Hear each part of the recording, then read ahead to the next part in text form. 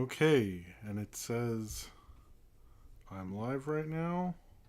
I believe I'm live. Hello. What? Oh wait, let me make sure I'm live. Hello, welcome to Movie Crap Live. Can I hear myself? Where am I? Okay. There I am. Okay. Sorry. Low tech. Hey, what's up? It's Jim, and this is Movie Crap Live. I started 10 minutes early, so give me a thumbs up, I guess. Hello, Cornbread, Austin, Purple Goop, Major Mekazawa, what is up? Zodberg, sorry, we're starting a little bit early. Zodberg's trying to get back in time. I'm really hoping Zodberg does. Nathaniel Foga was here earlier. K-Master, what is up? I'm going to send out the tweet. And I can hear that, Jim. Thank you, Robinson Knox. Hello, Elwood DD. I am glad to be back streaming. It's been a little bit before I done just a news one, but first, Max is the new HBO. It is. Or I put that, sorry. I was like, oh, hello, Ashley. How's it going? All right, I'm going to switch over. Hey, what's up? Cool. All right. Yes. So, it is... I am back doing a news one. I didn't realize how long it had been since I'd done a news episode until I looked today. I was like, oh, fuck, January. What the fuck happened? Hello, Leland K, by the way. But I was a little embarrassed that it took that long. Although there were 3 streams in between those, but they weren't Movie Crap Lives officially. So this is the first Movie Crap Live since January somehow. I don't know how that happened, but it happened. And the beard's a lot fucking bigger right now. This is, and I'm into it. I don't know how long it'll go on, but hello, Mblood T. Yeah. How have you all been in the past couple months, by the way, post Oscars and all that jazz? I hope you're doing well. I guess I'll talk about some updatey things, and we'll get into, how we do it. First off, I had a bunch of Mario content. I had the I had the 86 movie, I believe it was the 86 movie, and I got a little bit of feedback that people clicked on it thinking it was going to be the newer Mario movie. I didn't, by the way. I really did it because I thought, people will be more into Mario, so they'll be more willing to watch this. Not that I tricked people. So if anyone clicked on that because they thought that, I apologize. That was not my intent, and I actually didn't think that was the thing that would happen. So I'm stupid. Hello, Austin. Again, hello. So I really didn't think that would happen. So apologies if it did. Hello, Chandler. How's it going? So anyway, if it did, I felt kind of bad, but I was like, I didn't. That was not what I wanted to happen. Whatever. Nothing else video-wise. I'm working on some stuff. I'm developing some stuff. I'm happy about that. Might be a Lost Film File coming up. Might be another Mario video. There's no review segment this week. I guess I could have done something. I realized like 10 minutes ago, I was like, sorry, Austin. I just kind of started. I did say I was going to be early, but I apologize for that. Hello, Mary Malesko. I think that's how you say that. The 87 movie is bad. How? Sure. I'm working on Lost Film File. It'll hopefully come out this month. And a bunch of movie review vote stuff and all that.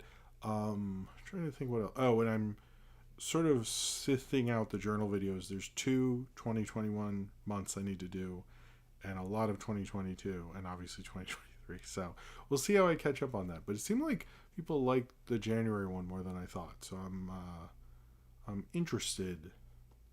I'm interested that people are more interested. So. But there'll be another Mario video, the final one. I don't think I can stretch out any more Mario content. This coming week, I won't tell you what it is, but the next video will be the scenery kind of things I do for the month video. So it'll be scenery January 2023. I think that'll be on Monday, and then next review Tuesday or Wednesday, just so you know. You should have read Mblood T. You are right. I didn't review the Hornio Brothers. You know what? I take it back. Lots more Mario content is coming. I forgot. You know what? You know what's funny? I really did forget about the Hornio brothers. You'd think I would. I don't really review that much porn. That one time. What was it? Porno Holocaust, I think, or something. I forget. I did once. I'm probably gonna get in trouble with YouTube. You're not supposed to say stuff like that or something. Anyway, I mean, does the 86 one have less to do with Mario than the 93 one? That's the real question. Um, I don't know. I think they're all the Mario movies are interesting in their own way. The newer one might be the least interesting, even though it works the best as a movie overall, I guess. But anyway, hello, Nathaniel Foga. I did give you a shout at the beginning, but you weren't here. But I did, by the way. All right. Here's the other thing. So I went to New Orleans in February. I think there'll be a trip video. I don't know. I haven't reviewed that footage. There will be a February 2023 video. I think I reviewed something. What was it? See, I don't want to search for my videos. How about this, Embla T? I'll post. Are you in the? If Embla T's in the Discord, I'll post in the Discord later. But I put up stickers all over New Orleans. This, if you haven't seen, that's the sticker right there. It has the QR code, goes to my YouTube channel, and we put up stickers all over the French Quarter. We put up. I think I'm gonna review Double Dragon or Double Blatt. Thought that was Dungeons and Dragons. You fucked with my head. Oh my god. I have seen Double Dragon, but it was in the 90s. But so we put up. I put up, and my father-in-law helped me put up stickers in the French Quarter. I put up ones in front of 2 different comic book stores. I think it's More Fun Comics, and oh, you are on the Discord. Okay, I will post it. I'll post it tonight after the show. Hopefully I remember. Or I'll post it soon. Let's say after the show. In front of 2 comic book stores. One, I think, was More Fun Comics, and I've been to that store before, but I had been to this one. They gave me a sticker. They're really nice, called Crescent City Comics. There's stickers out. Well, someone has to do a super chat. I refused. Where did I put it? That's right there. If someone did the first super chat, I will reveal what the drink is. But it's a really cool comic book store. I got to give them a shout out. And there's stickers around that comic book store. But because I was trying to put stickers around, and it's always awkward when there are people there, like, hanging out. And I saw someone was hanging out, and I just went in the store, and I ended up buying, like, a local comic, and I've been really into it. It's called Forever and Everything. I'm actually going to post, after this video we're done streaming, it'll be the top comment, and I will repost it on Twitter. This guy's Instagram, at least. It's really cool. It's basically about an art teacher dad who's, like, also trying to make comics and other art, so I really related to it, but it's really good. I'm actually going to try to find a way to get more, but I'm glad I got stuck in a comic book store and bought an actual local comic because it was really fucking good. So if you are in New Orleans and you see the stickers, or if you see the stickers anywhere, it's New Orleans. It's basically New Orleans, New York. Take a picture and send it to me. People have done it in New Orleans already. I think someone did. I repost on Instagram. If you do, I'll repost it. Anyway, so that's the deal. But I have been posting them everywhere, and it's actually been working out. I think this sticker is far more effective than the other one. Although I like the other one, but anyway, I've been posting movie theaters, comic book stores, and I want to get to this, but I want to tell you a cool story. I sometimes put up the stickers with Sophie, and Sophie and I were putting up the stickers in front of cool record stores and stuff. And some guy saw us, and usually when people see you put up stickers, they're absolute fucking assholes. So or say, hey, stop doing that or something. And some guy said, movie reviews and cartoons, I'll have to check that out. And because I was with Sophie, it was like this wonderful, nice moment. So if that guy's watching, I'm sure he just checked it out and maybe subscribed or something. But that was a nice moment because she was like, oh, cool, it works. So, I also want to teach kids that you have to promote your art, which I think people don't understand. But anyway, that was a nice moment. I just wanted to share it with y'all. Probably the nicest sticker moment I have is someone saying, I'm going to check it out, and there with my daughter and someone doing it. So that was really cool. He had a 2001 shirt. I don't know the guy's name, but thank you very much for that. That was one of my favorite moments there. Just cool. Anyway, yeah, thank goodness I would be like, you both are under arrest. That was what I first thought. I was like, oh fuck. That's trust me. But it was really sweet, and thank you to that guy, whomever you are. If you're watching or not, thank you. Okay, so I have. This is not a surprise, but the packaging is a surprise. I got the Rock energy drink again, so but I didn't recognize it because this is what it looks like apparently, like in normal, without the Black Adam stuff. So I think I will get like Ghost energy drink because I see that everywhere next time. But I do like this, so and I thought it's worth. I do kind of like this one. I'm gonna be honest with you. I actually really like it. It tastes good. By the way, hello Ryan Welcherson. I'm sorry. Hello, how's it going? All right. Cheers to everyone. It's tropical punch. Sorry, I really like it. It's like the best natural energy drink around. Sorry. I'm sorry about that, Austin. I just wanted to finish that story. Apologies. And hello, Ryan Welcherson. Hello, Catbot.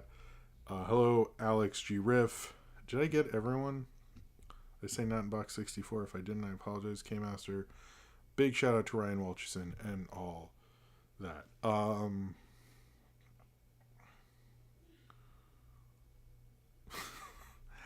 Anyway, let me think. I didn't read the super chat. You're right. I'm fucking dumb. More like stupid Mario Brothers. DK Rap is cool. Yeah, what happened with that DK Rap thing? They didn't properly credit the guy. I thought that was kind of not cool. Like, you gotta properly credit people. I think that was not okay. Like, and he was probably waiting to see his name on the big screen. I don't know if that'll be corrected because they do correct credits as releases go on and stuff. So maybe they will do that, and I hope they do.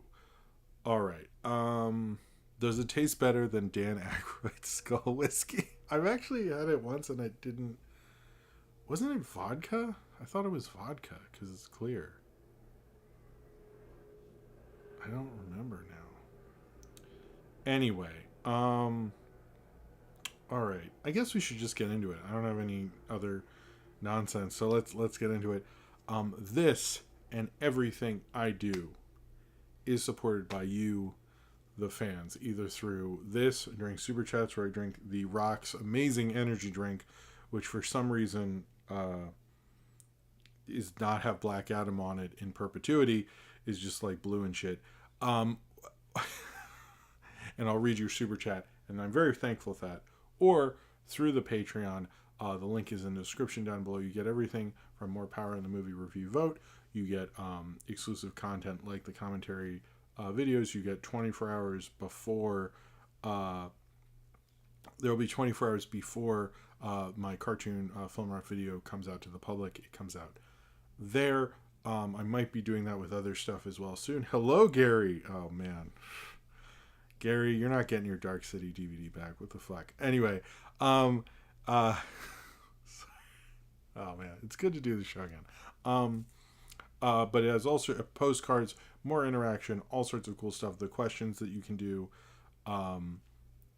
towards the end of the show. All sorts of amazing features are on the Patreon. And it helps me support the show, get stickers to publicize, get more people in, grow the channel, all sorts of stuff. That's very much what I do with it. So thank you very much for your support if you are financially able to do so. If you're not, just give a like on this video. Subscribe if you haven't. I do all sorts of cool stuff, like do throwback videos on the community tab. You get notified of premieres or when I go live, all sorts of stuff like that. And it generally helps the channel. But if you're watching and you're like, I just watch, I don't even have a real YouTube account or something like that. Just watching is supporting, and I thank you for being here and watching, and I really appreciate it. So, but if you could give a like, that would be, that would be cool. Every time I show up, I suffer more. Oh man, what do you mean at work? Anyway, also the Discord. Wait, no, we have a Nathaniel Folk. I'm not doing so good with super chats. I'm sorry, even though I did do that thing. Nathaniel Foga said there will be a mall version. There will be a mall version of the drink, or a Maui. Is that Maui? That's not mall. I was thinking Darth Maul. Should there be a Darth Maul one? Maybe, but think there will be a Maui version of the drink. I would love that. I think that'd be amazing. Cheers to you. That is a good super chat, Nathaniel Fogo. When there is a Maui one, I will drink that too. Man, that's a good. I like that shit. Um, but thank you for including. I was about to do that. So the Discord. Sorry, Discord. If you like everyone in the chat and the general vibe, which is, I think we have a cool general vibe around here at this show. Um, the Discord, which is in the description down below, it's where you can hang out with everybody here 24/7, I guess. Has everything from general to Ask Jim, where you can ask me questions anytime, and I will hopefully eventually get to them. You can see Cornbread predict what the thumbnail for Movie Crap is going to be. Actually did a pretty good job this time. Normally he does also, but he got two of the ones right. Good job. And all sorts of cool stuff from they did movie watches. They do movie nights on Fridays. They watch the 1931 Dracula, I guess in preparation for Renfield. And they do all sorts of really cool stuff. Zane Powers and Austin do a great job running the Discord. It's a wonderful community. We have everything from I don't know where'd my trading cards go? Well, wherever my we normally have. I usually have. I'm just playing with rubber bands. This is not exciting. We have a licensed novelty playing card channel where I show what my novelty playing cards are. All sorts of fun stuff like that. Sorry, I'm a little goofy tonight, but I think they did a really good. It's a really good Discord and a really great place for the community, as well as I have Instagrams for both my shorts as well as my personal stuff, Twitter, Tumblr, believe it or not, Facebook, all that stuff. Follow it if you want to, and a TikTok.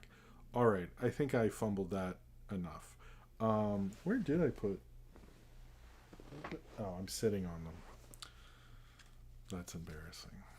Mando card still. All right. Thank you, Sinram. That is Zodberg here yet? Thank you very much, Sidram. As I was thinking, I should introduce Sidram. Hello, Sidram. I was gonna say Austin Power purist himself, Sidram.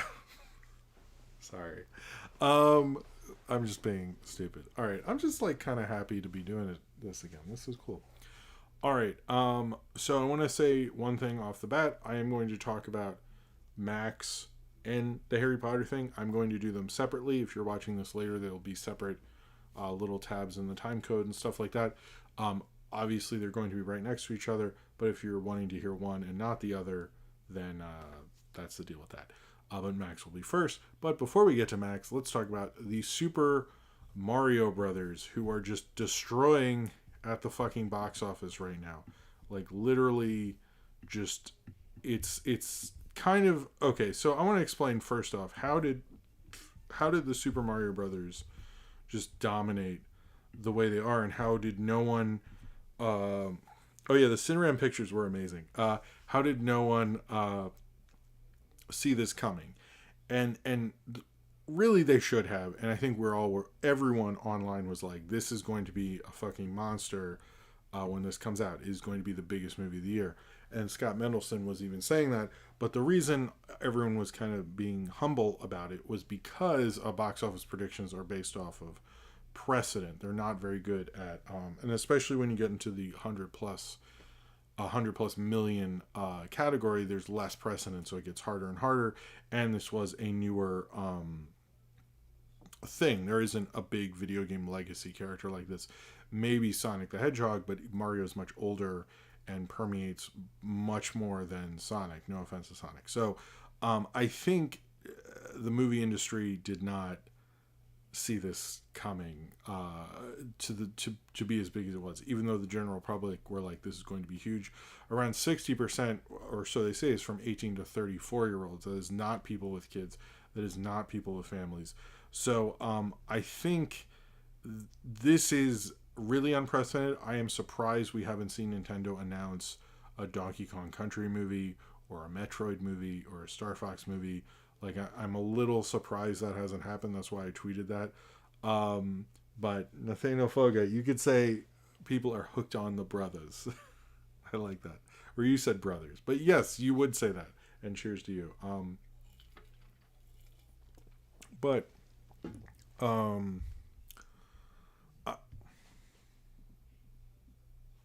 Hold on. I'm getting a call. Hello? I heard you were talking about the Mario movie. Did you wait? I have a question. Did you just sense it in your brain? No, I just popped on for a second. I thought it'd be funny if I call you. You know, our little gag, our little A bit. little bit, yeah. This is.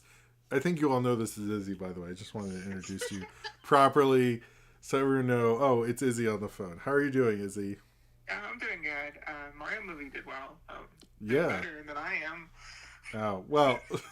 I don't think either of us are doing $650 million worldwide good. So, if that makes you feel better, does it? It does. Thank you. You always know what to say.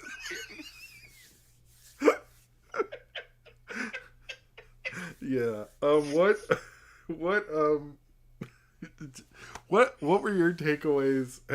When I last talked to you, had we both seen it? I forget. I don't. I No, think I might have seen it and you hadn't yet. or it hadn't come out? Maybe. I don't know.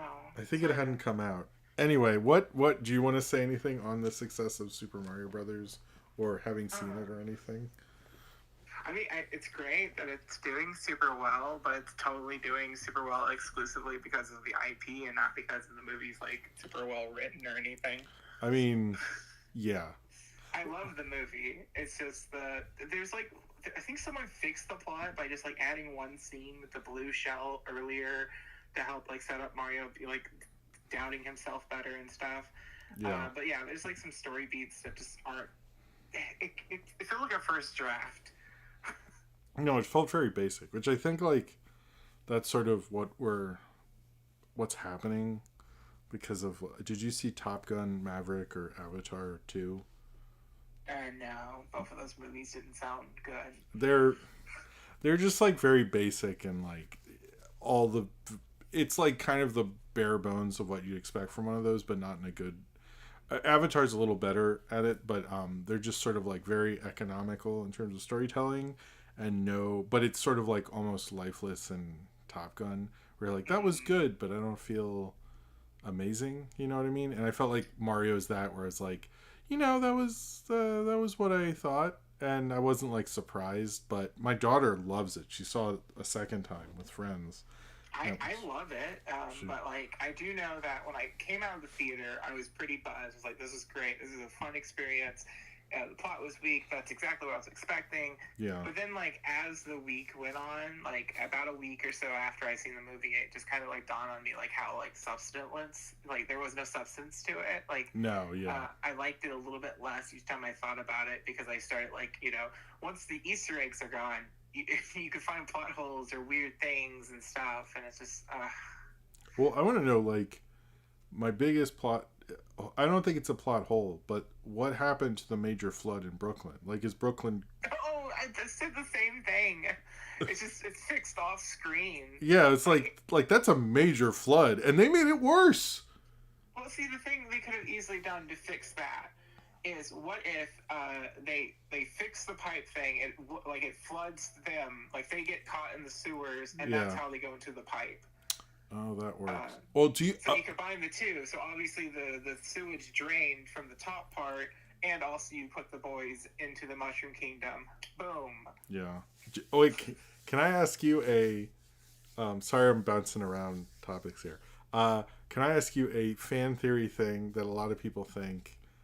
I keep hearing from people, and I've seen online a few places, but I don't think it's taken off. You've seen it also, so we don't know where Okay. Peach is from, and we obviously everyone thinks Earth or Brooklyn or something, right? Is what's sort of insinuated.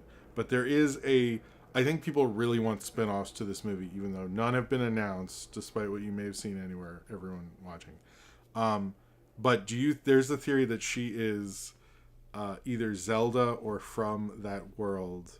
What do you What? what do you think? Yeah, that's sort of my Why? react.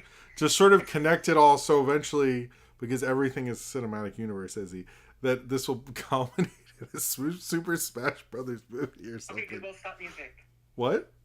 Sorry, the Google machine thingy was playing music and it was getting louder and louder. Oh, It's sorry. being rude it's being rude interrupting me, interrupting you Yeah. doing your show.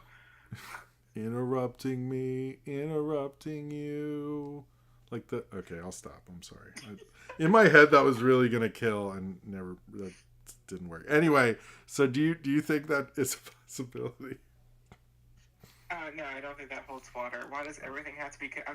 There's like this like meme that someone posted of like the Nintendo Cinematic Universe trying to get to a Smash Brothers movie. And Yeah. It's like, well, there's no plot to Smash. I mean, I know there's like hands and stuff, but they're like toys in that universe, and like.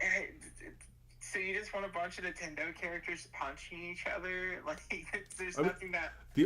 The only one I sort of see is a Donkey Kong spin-off movie, but that's the only one I can see happening. But that's about it. I mean, I could see a Wario spin-off. Wario's really popular. Well, they have to introduce him first, I guess.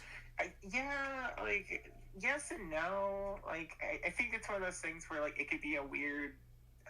side thing, but yeah, probably. Yeah. Oh my god, what if they made Wario into the Deadpool of the Mario Cinematic Universe? I'm curious what that sequel is gonna be if they get to make one. I'm assuming they plan on making one. They haven't announced anything. I'm a little surprised. Like, pretty big hit. So the theory here, this is the conspiracy theory within the Nintendo fans. This is not. Okay. I'm bullshitting here, but this is the theory that I've heard in like subreddits and stuff. Basically, Nintendo has a habit of teaming up with a company for one project, and then moving on and doing the rest of it themselves. So like,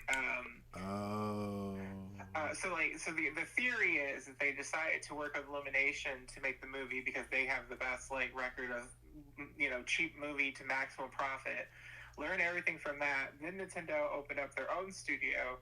Granted, it seems like it's mostly for like commercials or something, but like, it would not be shocking to me if you find out that maybe they're stuck in contract with Mario, but like they could start doing side stuff. Like they could do Star Fox, or they could do. They would not do Star Fox. Star Fox is dead. Oh, well, they could do a property they own. They could do Legend of Zelda. They could do something, because I've heard everybody thrown out Metroid would do so well as a movie or a series because obviously it exists already as Alien. Yeah. But, like, Metroid, the games are a little bit more difficult compared to other Nintendo properties, and so I think like making a movie to where, because the lore and the story is where people really like the Metroid games. They also like the gameplay because it's awesome, but like so if you remove that the barrier of entry there by making a TV series someone can watch, that series would do super gangbusters in my humble opinion. No, I agree. I mean, I don't know. I know everyone's more thinking that there's going to be a million video game movies now, despite not everything's been announced. But I am curious. Does Capcom have a movie deal anywhere? I don't know, but Mega Man would be pretty much the first thing I would think of if I was going to jump, because obviously Sonic's got its own thing going on already. Yeah, that's sort of what I was insinuating, because I had thought like of the classic, because I'm sure they're looking at Mario did well because it's a legacy brand, it's multi-generational, and like the only ones that Nintendo doesn't own would, I guess, be Mega Man would be the biggest of that. So I'm sure that's going to be a hot Mega Man for sure. Pac-Man's up there, but that's kind of like a weirder one. Like that's more like older than newer. You know what I want? Instead of Mega Man, I think Capcom should make a remake of Street Fighter and make it animated. To follow in the true footsteps of the Mario movie franchise. Well, I'm surprised they haven't done another Street Fighter, but I mean, Mortal Kombat did okay, but I don't know. We'll see. I'm surprised they haven't. Austin in the chat saying they are making one with Legendary, so apparently they're already one in development. I mean, I'm sure most of these Street Fighter or Mega Man? Street Fighter. I don't see any. And Chad Stahelski, who did John Wick, the John Wick movies, is supposedly making a Streets of Rage. Which, if he did, that would be amazing. Streets of Rage would be great. That would do like that's perfect type of fodder for like nostalgic for video game people, but also like if you put it on HBO Max, no one would know it's a video game thing. Oh no! I don't know. I think some of these would do well, but I think you have to push. it's some of them. It's like hard to get the general public who would actually go to see them. So I'm sure. I don't know, but we'll see. I mean, Mario is a huge brand. What if Microsoft's like, okay, we refuse to make any games of them, but we love making merchandise. Who wants to make a Banjo-Kazooie movie? I mean, that would be dope. That would be cool. I wouldn't mind. I think that could work if you got the right studio and got the right, like what if you got damn it, I'm forgetting his name. Who created Powerpuff Girls? Craig McCracken. If you got Craig McCracken to do Banjo-Kazooie, that'd be pretty cool. That's my own personal. I don't know. I'm just making things up, maybe. But no, obviously it's got to be Gibby Tarkovsky. You know. Oh well, he did. He almost made a Mario movie, I guess, but according to what the leaked emails or whatever, even though that doesn't make sense, but apparently they were gonna use him. Oh, that would have been hilarious if he went from working on Popeye to working on Mario, because there's some historical things on the video game side. Oh yes, there are, and that would be amazing. He would do a great job. He would have made the best Mario movie there could ever be. But maybe it was too good for this world. That's why they wouldn't let it happen. It would be too. Anyway, are you doing okay? Yeah, I'm fine, I guess. Okay. Well, I should talk about Max and stuff, but I'm glad you were here to talk about Mario. I'm glad I'm a side character in your universe. You should check out Izzy's spinoff. It's pretty cool. Yeah, it's like you're like a Pee-wee's Playhouse. I'm just like one of the furniture that comes alive and calls or something. Oh, you're Lawrence Fishburne, basically. Is he Lawrence Fishburne from The Matrix? Anyway, sorry, I'm being. I don't know. I lost me on that reference. Okay, sorry. Right, well, I gotta go back to the Mushroom Kingdom. He was the cowboy. Anyway, have a good night. I love you. I'll see you later, or I'll talk to you later. All right, bye. Okay, that made that segment way better. Or the you know what I mean. Izzy's great. Check out her YouTube channel right now. Absolutely. Oh, Alex Hirsch has a thanks script. That's awesome. I also saw Zodberg is here. Fuck yeah, you made it.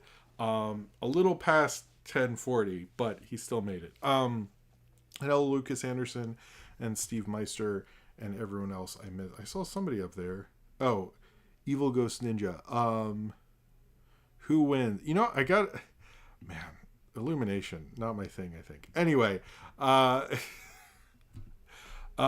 us move on to Max, which is the new HBO Max name. So basically, if you are not up to speed to fully explain what is going on with Max, the streaming service, Max is the combination of Warner Brothers and Discovery. They merged, and there's Discovery Plus and HBO Max, and they're merging to be Max, whereas HBO Max will just suddenly on May 23rd become just Max. Discovery Plus will still exist, and 80% of their content will be on Max, but there will still be a separate Discovery Plus thing because it's cheaper than Max and has less options, and clearly this company is favoring Dr. Pimple Popper over everything else that we actually like and care about. But that's not like a joke. But that's what they're doing. Basically, they're emphasizing more of specific categories, like, the best Max is the Max from Liquid Television. You were right. And actually, I'm surprised they're not doing more with the Max. But there's an interesting thing about that. Cheers to you, Austin. Is that they're changing the color from purple to blue. And purple was the Max's color from there. Anyway, so they're emphasizing kind of simple categories like movies, TV, kids, things like that. I'm not going to disagree with that because they have like hubs where it's like Studio Ghibli, Sesame Workshop, Cartoon Network, Cartoon Network, Looney Tunes. And if you're looking for kid stuff, it is very like, if you're not like me, and I understand how to use that, I've heard parents being a little frustrated with that situation, and they are mixing and matching things. So if you're not into Looney Tunes, you're not going to go over there, and so you wouldn't probably even know there are new Looney Tunes. And that's something they've been criticized for a while, is like, you have one of the most, like, the best Looney Tune follow-ups ever. If you watch that Patrick Willems video about Looney Tunes, he was like, this is really good. And I've heard lots of people who have checked it out recently been like, what the fuck, like, why isn't this promoted better? So I think they are kind of looking at, like, we actually have good content. It's just, if you're not going over to there, you wouldn't even know it exists. So I think that's part of this also. The color change is also weird because Paramount Plus, Disney Plus, and Amazon Prime are all, or Prime Video, are all blue. So your Roku is going to suddenly be even more blue than it was. So I think it is a really bad branding thing. But anyway, they are emphasizing the kids stuff. Specifically, they're doing a more prominent kids experience. They're having various things where you can limit the content based on age ranges, things of that nature, specifically because they do have Sesame Street there. Now there is some concerns over Cartoon Network, over Sesame Street, over Turner Classic Movies. Those are the brands they're going to have. But I want to explain the streaming service a little better, because I actually did some research into this. And this kind of runs almost exactly how Paramount Plus runs, where on the top it's like, all the stuff I just mentioned, kids, movies, TV, all that news, all that crap. And then lower, they're going to have the actual networks on it that you can select as tiles, which is literally, so much of this is ripped off from Paramount Plus. I think it's kind of embarrassing. So you can just go to Cartoon Network. You can just go to Turner Classic Movies, probably, things like that. But if you just want movies, which will also help people who wouldn't watch a classic movie find a classic movie. It'll help their library. So in a sense, like, if you're like, I hate this, I will not disagree that this helps the library, which in turn helps people suddenly start watching a classic film and be more open to things in ways that Netflix isn't. But again, Paramount Plus sort of has been this whole time. So congrats to Paramount Plus for co-writing this, I guess. But they also announced a ton of stuff. But I will say, like, a lot of how this streaming service worked, I had to go through this in various different ways. And major people who work for, like, who are analysts, barely understand how the streaming service works, barely understand, like, what they're fully doing, are kind of confused with what they're doing. So I don't think this is an amazing strategy or anything like that. Ryan Walsh also brings up, apparently Discovery Family is going to be airing reruns of Baby Looney Tunes and Sylvester and Tweety Mysteries next month to fulfill the merger. That's also kind of weird, because, well, one, I don't think it matters to them as much, because kids are not watching linear television, so I'm sure they, like, don't care as much. But it's like, I don't understand why they have Discovery Family when they already have Cartoon Network and stuff, but whatever. I'm sure they're just like, let's just wait until cable fully dies. But the other thing was, I mean, no one was fully impressed by this because Warner stock dropped 6% the day they announced this, which is like, oof. But they also didn't announce really anything. They announced sort of things that were coming, like the Harry Potter show, which we'll talk about right after this, like a new Game of Thrones thing. They did mess up by having a Summer Camp Island thing behind them when Summer Camp Island, I haven't heard so many people talk about Summer Camp Island, is not currently on the service. Maybe it is when Max comes out. Maybe that's a surprise. I'd be curious. But as of right now, it is not on the service and has no plans to be. But this doesn't seem to be a great thing, because they announced stuff like Game of Thrones, like the Rick and Morty anime, things like that. But those are far, and those are like, seem like, hey, this is what we have going on, a Conjuring show, which that sounds cool, but nothing at launch, which I think is another thing. The only thing at launch, they played a ton of trailers, is the Gremlin Secret of the Mogwai, which I know they've talked about that show for a very long time. I think we've all heard about this stupid Gremlin Secret of the Mogwai. Sorry, my script just suddenly goes up. Secret of the Mogwai thing for forever, and it looks cool, but that's not a launch title, and like, I think they should have had an actual title, or waited till they had a launch title, because this just starting in May just feels like, oh, we fulfilled the merger, which kind of feels like how this HBO Max nonsense has felt the entire time, that it's more about the boardroom than in fulfilling how they feel rather than coming up with an actual good strategy, which they have yet to do. Like, they just don't have a good strategy for this.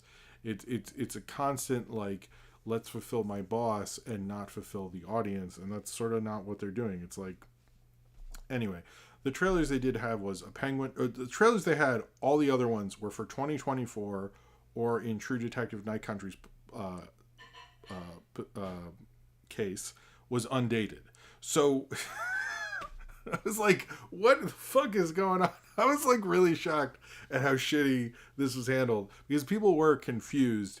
Like, legitimately, I listened to podcasts, I read articles, and all these like major entertainment people I look up to, and like, I think not many people are subscribed to Paramount Plus like me, so I think part of it is they were a little confused, but I think they were not sure and how much Discovery content is going to be there at launch, and are they going to be on Discovery pushing Max more than the Discovery Plus and all that stuff. At least it's not called Max Plus. But the trailers they had, Penguin looks cool, I will say that. Kind of a darker DC thing in a good way. True Detective Night Country was my favorite trailer. It looks great. I like the True Detective franchise. I like season 1 and 3. I think is very slept on.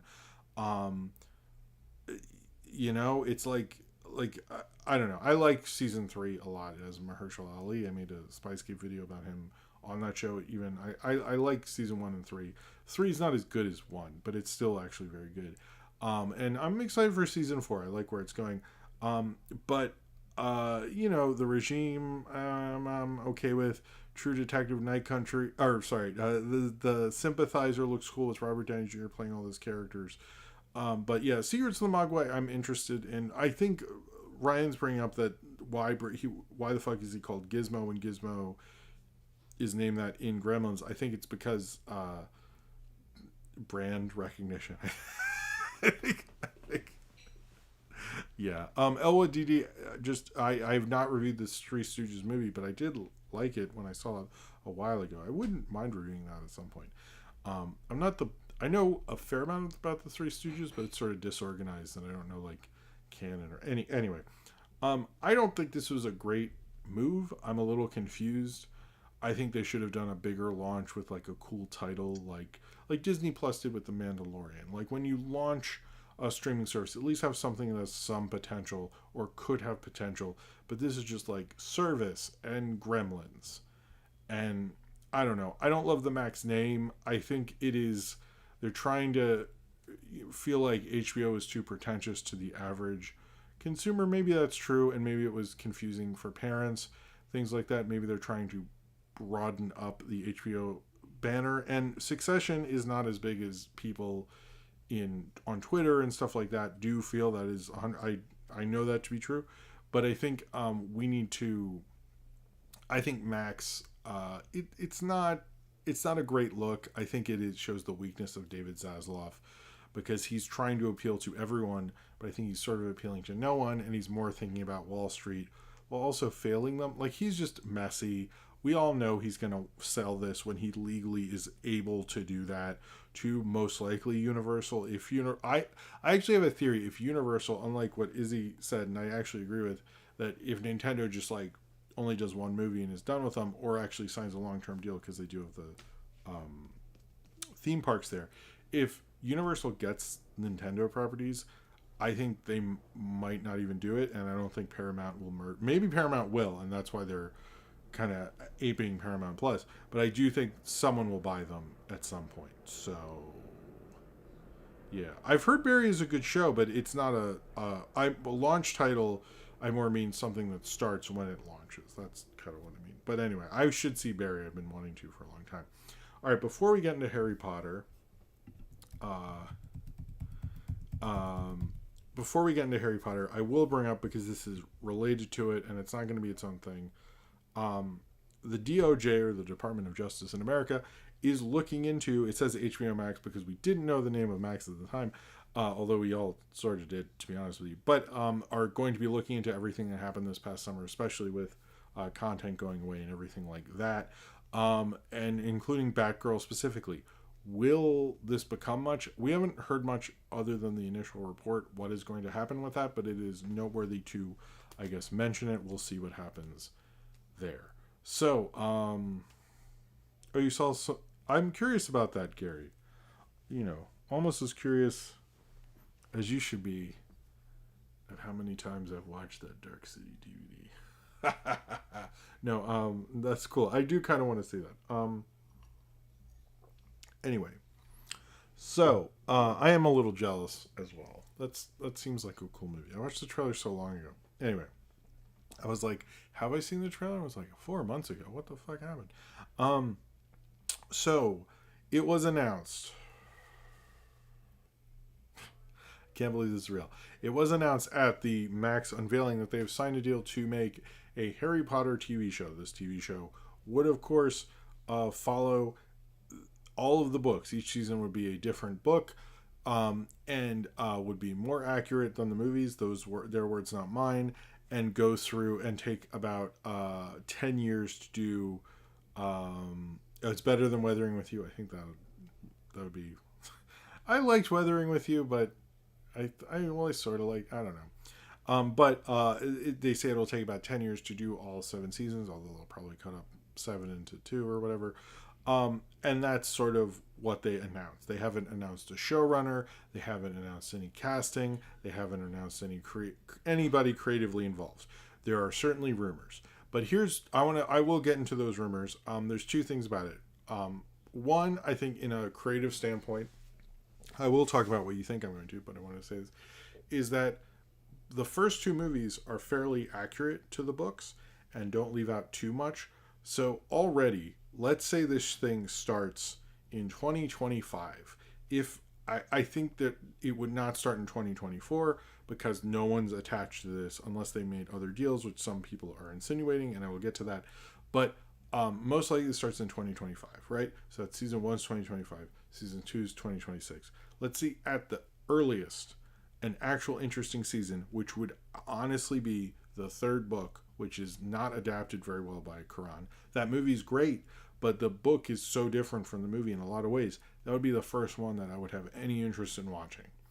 That's 2027 at the earliest, and that's if you start in 2025. That's if you don't take a year off or something. So at the earliest, you're saying you're going to sink money into 2 full seasons of a show that's highly expensive to produce. And you're telling me that the first one that people will really freak out about is the 3rd season. I mean, that's quite a gamble, I have to say. Also, with like the media changes, the fact that you're saying we're going to definitely do all 7 is insane. But like, really, I really thought about it, and I was like, the only way people will care, Mordecai Magica? You've seen Mordecai Magica.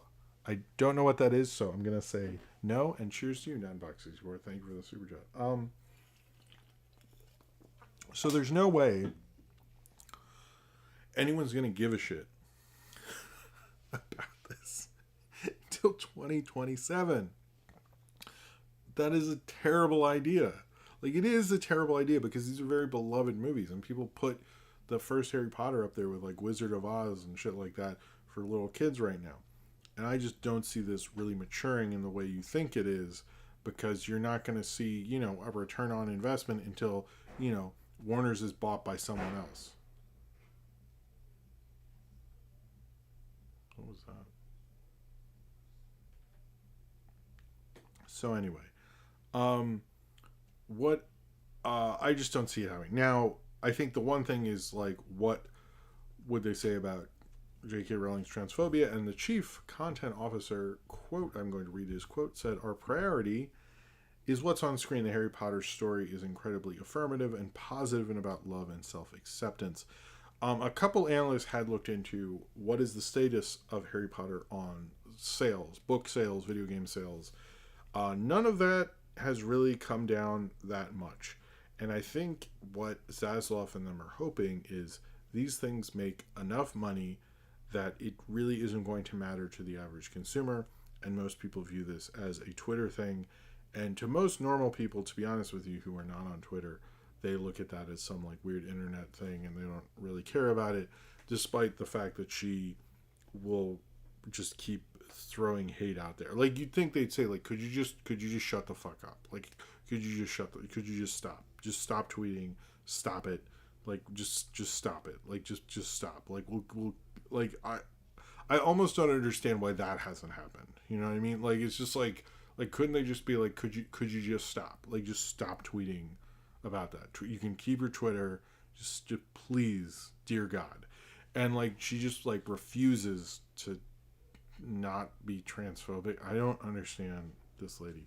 But the rumor right now, the big rumor that a lot of people are considering, and I know a lot of people, um,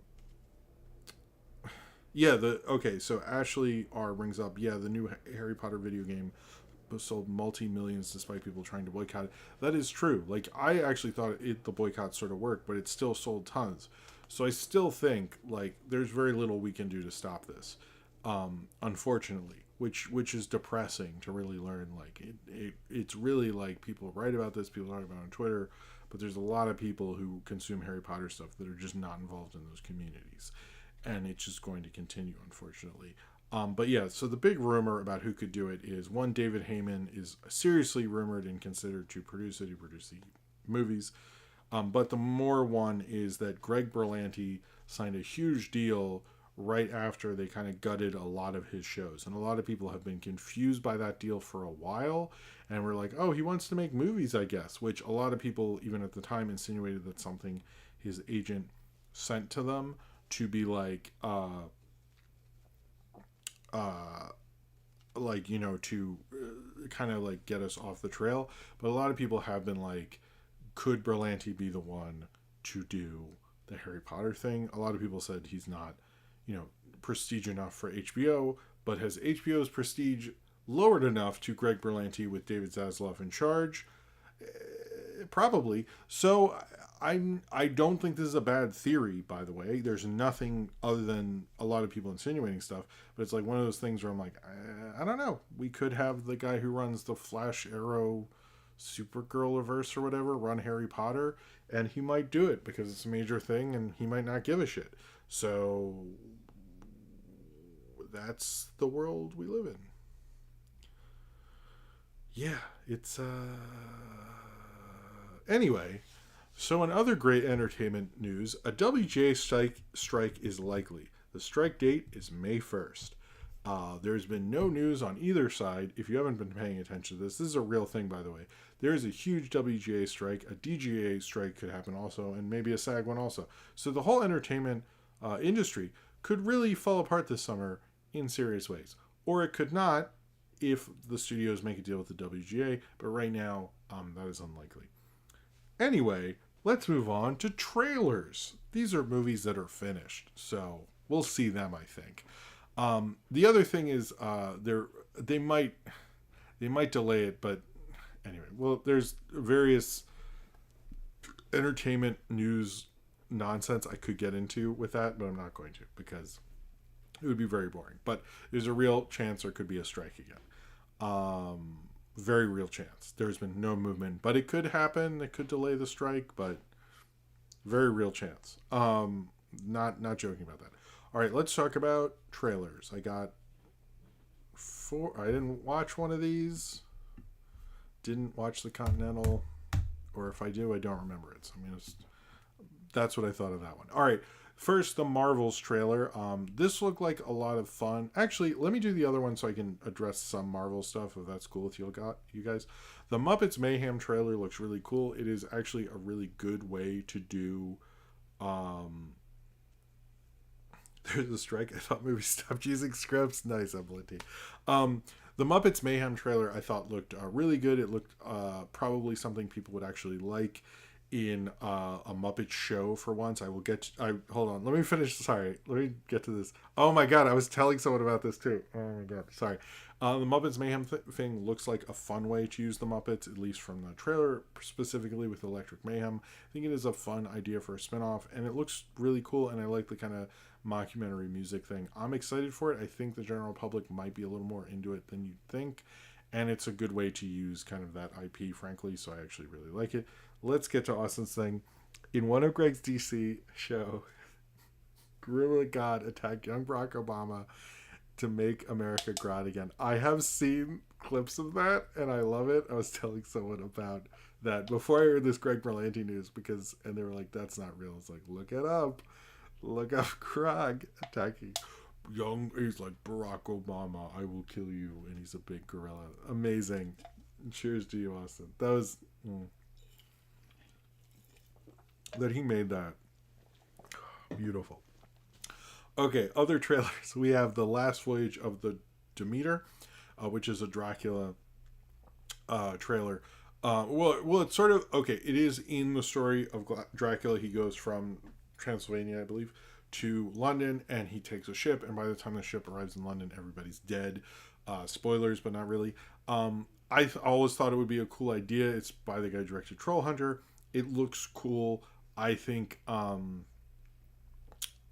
don't know. I see a lot of potential, actually, in this idea. I think it could be cool. Seeing Dracula slowly kill everyone, but I'm sure I do not want them, by the way, to do anything where somebody gets off that fucking ship. Fuck that. Everybody dies or nothing. You'd have to really nail that, because in my mind everybody dies in this movie or I'm gonna be pissed. Fool's Paradise, which is Charlie Day's directorial debut. This looked like one of those Hollywood parodies that I don't normally like, and it's very nonsensical. I didn't really particularly like this trailer. I had heard it wasn't great, and I said, no, maybe I'll like it, and I didn't. I wasn't so much into it. So the Marvels trailer. I want to talk about that and a little bit about what's going on with Marvel. The Marvels trailer looked wonderful. It looked like a lot of fun. I'm excited to take my daughter because she loves it when superhero girls team up, and it looks like a great trailer, to be honest with you. I think Ms. Marvel is probably the one who's going to take away is probably going to be the main star out of this. Brie Larson looks like a lot of fun. I liked all the Marvels together. I like the switching fish out of water thing. Looked like a lot of fun. It looks like just like a fun kind of good time sort of Marvel movie. It sold that more, and even the fight at the end looked cool. So I'm excited for what they can do with that, because it feels like a lot of those kind of silly situations, fish out of water thing, which I think when the MCU does stuff with character, which I think was the problem with Captain Marvel, because you essentially don't really meet who she is, because she doesn't even know who she is till the end of the movie. And this seems to be we're going to meet them all, be put in different situations, and in a sense meet them all over again, which I think I'm sorry for your friend. Your friend wanted to make the planning on making an Nosferatu short film when he's on the boat since years ago. I'm sorry for your friend. They have been developing that for a long time, but I'm sorry that happened. I think you could still do it because I guess they do Nosferatu in that. I feel see the movie and then see how you could do it differently. Maybe you could do it in the silent film style. I don't know. I would say do not give up hope, because so many people say, well, but we had the same idea. Why don't you do the same idea but differently? I don't know. I would say don't give up to your friend Lucas Anderson. Or think of it in a different way, or do it in a couple years, or something like that. Jay and Silent Bob are in the Flash canon. That's interesting. Okay. But the other thing with Marvel is after, I guess it's Victoria Alonso, what was her name? Everything that happened with Marvel and that executive, I think Marvel is kind of going,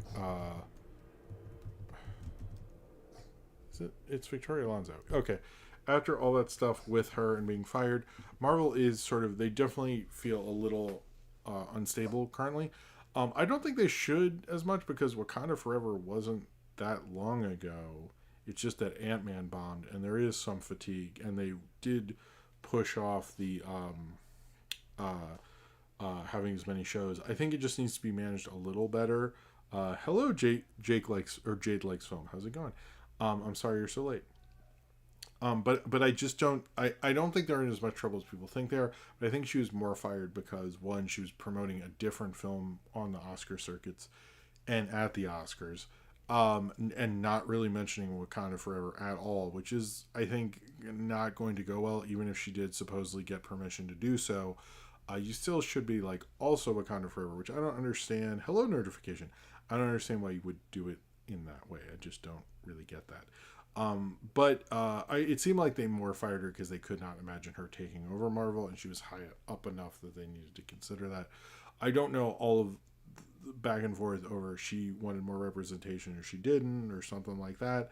Um, it seems like a real back and forth thing that I think at one time there'll be a book. It seems like she both was trying to, I think towards the end, try to not have as much representation silenced in other countries, but also like was yelling at VFX companies. So they're probably just like, oh, hello, Nina Garcia. Also, I think they kind of just looked at it as like, oh, just another problem from her, rather than, well, she has a good point here, but she is also yelling at these VFX houses and being horrible. But at the same time, it sounded like she was doing Marvel's bidding. So I don't really understand the full thing. It sounds like Marvel in itself is difficult, and she got a lot of brunt of it. The only thing I will say is like when you're promoting one thing and there's another thing around, just promote both things. Don't be a weirdo. Even if you are more proud of the other thing or you want to show an identity for yourself. And even if you have permission, I think she should have. That's the only part I will publicly, or I guess like more say, I don't think the other things are sort of more rumors and it's he said, she said, but she should like promote your movie, which I forget which best foreign language film was now, and I don't think Marvel's in as much trouble. I think they will bounce back with Guardians 3 is going to be a huge hit. That's one thing I didn't mention in the Mario thing. Chris Pratt will be number one at the box office till Fast X comes out in like late May. Like Mario will be number one until Guardians 3, and then Guardians 3 will be number one until Fast X. There is no exception to that. I guarantee it 100%. So, also, Ant-Man 3, fucking, like, what a bad movie. It's just like, it didn't feel like anyone wanted to be there. It just felt like sort of, Marvel needs to not make things that feel like just another Marvel entry. They need to go back to doing unique things, and, like, the Marvels felt like that in the trailer. Guardians 3 feels like its own unique thing. And, like, if you don't have that, why am I seeing these movies? It just feels like, like, the comics never did that, and I don't think they should be doing that. But, all right, let's move on. I'm sorry. I just want to do a little Marvel thing because it's been a while and all that. All right, so Oppenheimer and Barbie. This is the showdown of the century cinematically. Are coming out on July 21st. Need some water. Sorry. They are showing down on July 21st. According to the Wrap, they have both said, or more, Oppenheimer has said, it is not moving. They are still going to go up against each other. I did compare it to the famous Grave of the Fireflies, My Neighbor Totoro double feature. I always heard it goes Grave of the Fireflies, My Neighbor Totoro after, but I've heard either way. And a lot of people are saying they're going to see both. I think the other thing is, there's another thing in play here, is that Barbie is coming out by Warner Brothers. Oppenheimer is being released by Universal and is Nolan's first movie with Universal post leaving WB. I think there's some studio nonsense going on here that we're not really talking about, where it's like, why would WB go so aggressively against him to be like, oh, you don't want to be a part of us anymore? Well, fuck you. We'll put Barbie against you. But I also think, like, he wants to win Oscars with this pretty fucking clearly.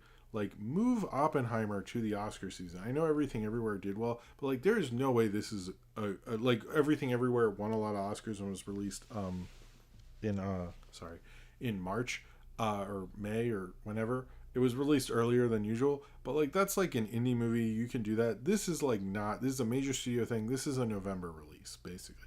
This is like October, November, December. This is not a July release. Like, I don't think anyone. This will not do as well in the summer. And I get that he likes those release dates, but Tenet or, Inception or the Dark Knight movies are different from this, and I think he should recognize that. I think he needs to push it back. I think there's rumors that apparently it has not from Universal, but from festival programmers and things like that. I think they should. I think they don't want to because they know it's going to become a thing.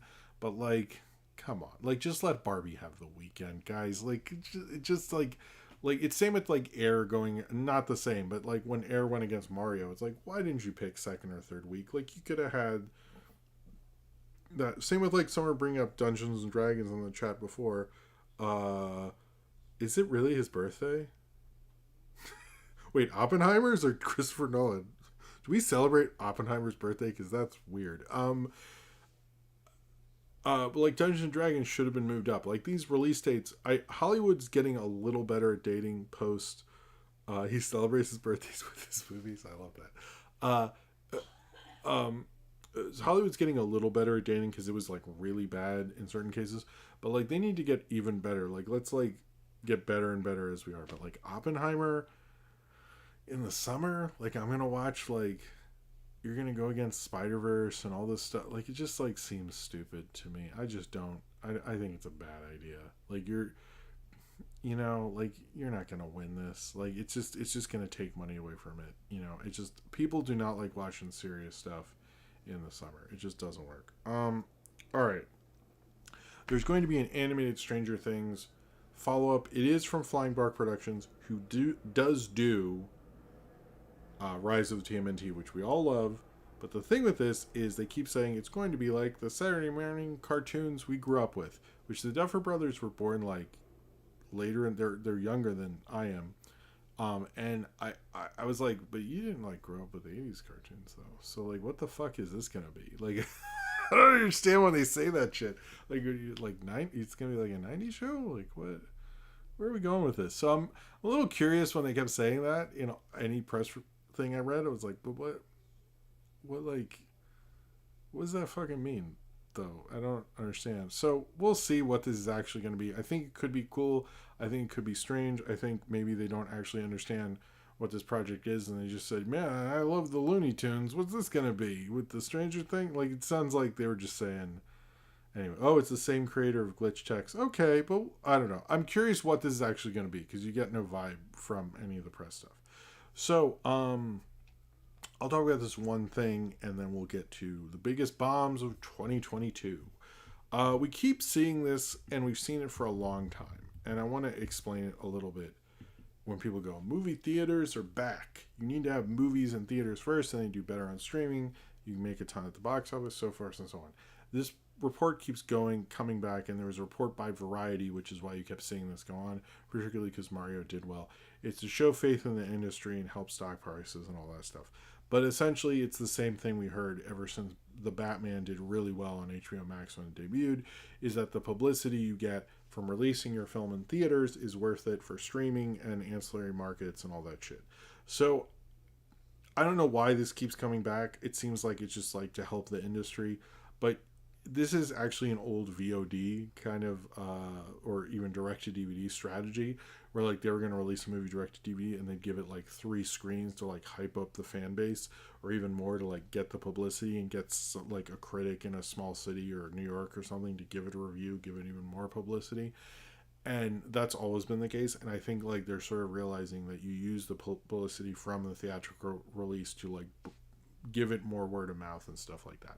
So yeah, that's been the case. I mean, I'm glad they keep pushing it and keep saying like this theory keeps working, but it's sort of the same theory we've heard over and over again. To me, it's like I think No Way Home showed that better than like bringing it up with Mario. Just feels like we're keep regurgitating the same bullshit. But yes, movies in theaters do better, or movies that are released in theaters do better on streaming. But I mean, here's my one thing with that. If Netflix figures out how to promote something that isn't fucking Stranger Things as effectively as like Amazon Prime promotes Air, or Illumination Nintendo promotes Mario, if they are able to do that, which none of the streamers have really been able to do, but as soon as they figure that out, like is theatrical kind of fucked then? If they actually figure out how to do the publicity other than the other revenue, if they're able to figure it out, I feel like, because they should figure out how to publicize these things better other than just Stranger Things. Anyway, but because it seems like they're more saying like, well, the publicity works out for us and also money, but like, anyway, they should maybe figure out the promotion thing. I don't know. All right, so if you saw basically, this is another like how this story start getting everywhere. There was an article called "The Biggest Bombs of the biggest bombs of 2022, and we saw what was uh, the biggest bomb of the year, which was Strange World. And of course, if you on Twitter, I was saying like Disney films don't really bomb; they just take longer to get to profitability. And what I meant by that is basically like Disney has other streams of revenue other than the movie. And in fact, Strange World and another film on this top five, and I'm going to tell you the whole top five, Lightyear, both have like toys, books, toothpaste, all this other stuff that is bringing in revenue. And even some of them are licensed. Like my daughter plays this app, like I think it's like True Color or something like that. It's like a color by number thing, and she loves. And they keep licensing like any Disney movie other than, like Black Cauldron and maybe Home on the Range gets in there. So they always find ways to make ancillary money off these things for years and years. So I never really bought like a Disney movie. Like Pinocchio was a bomb at the time. Nobody remembers that. Sleeping Beauty was a bomb at the time.